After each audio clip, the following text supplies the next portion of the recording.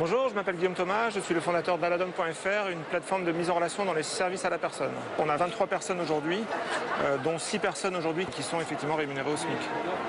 Alors justement pour illustrer, j'ai pris deux bulletins de paye d'une personne qui est au SMIC en net pour l'employé 1 296,38 € et en coût pour l'entreprise, quand on rajoute les charges salariales et patronales, 1 726,42 €. Si je rajoute 100 € net, donc ça se traduit par 220 € en plus pour l'employeur. Et donc si je multiplie ça par 12 pour l'année, ça me fait 2 640 € à la fin d'année pour un de mes salariés. Multiplié par 6 personnes, ça va faire à peu près 16 000 €. 15 840 € en plus pour augmenter effectivement ces 6 personnes de 100 € par mois. On équilibre tout juste nos comptes, mais aujourd'hui on est une société qui se finance sur fonds propres. En gros, moi j'ai le choix entre ça ou recruter une personne en plus aujourd'hui dans les équipes. Tweet du petit entrepreneur. Ah oui, oui. Mais ça, c'est le classique, ça. Alors, Ouais. le petit entrepreneur, finalement, c'est qui?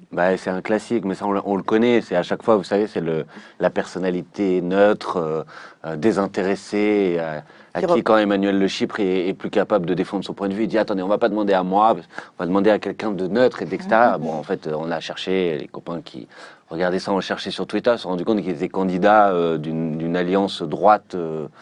Centre aux élections départementales, je crois que c'est dans le département de l'Ille-et-Vilaine. Donc, bon voilà, mais ça, ils nous le font à chaque fois. Donc, le problème, c'est qu'au bout d'un moment, on a envie de leur dire, franchement, cherchez un peu mieux, quoi. Il suffisait de taper sur Internet Ils pour se cassent pas trouver. dans la tête. Je crois Ah qu'ils ont affiché avec des inscrits. Mais alors, sur l'augmentation du SMIC, moi, je suis chef d'entreprise, j'ai une petite agence de communication, et il se trouve que j'applique dans l'agence de communication le salaire minimal à 1 400 € net. Donc, la personne chez moi qui a le salaire d'entrée, c'est une personne qui, pour le coup, est jeune, n'a pas forcément tous les diplômes, etc. Donc, c'est 1 400 € net, salaire minimum. Et je suis chef d'entreprise. Donc, j'ai regardé la fiche de paye tout à l'heure de cette personne. Je ne sais pas quelle est la caméra qui me prend là-bas. Donc, cette personne, sur sa fiche de paye, elle a 1 400 € net. Elle paye, cette personne-là, 400 € de cotisation sociale. C'est-à-dire son brut est de 1 800 et quelques euros. Elle verse 400 € de cotisation sociale, ce sont ses droits au chômage, à la maladie, au congé payé, etc.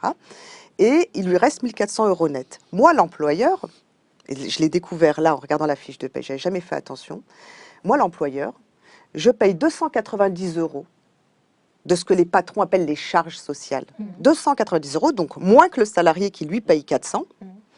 Et j'ai 500 € d'allègement de l'État. C'est-à-dire que l'État, sur un salaire comme ça, me donne 500 € à moi, l'employeur, et il ne donne rien aux salariés.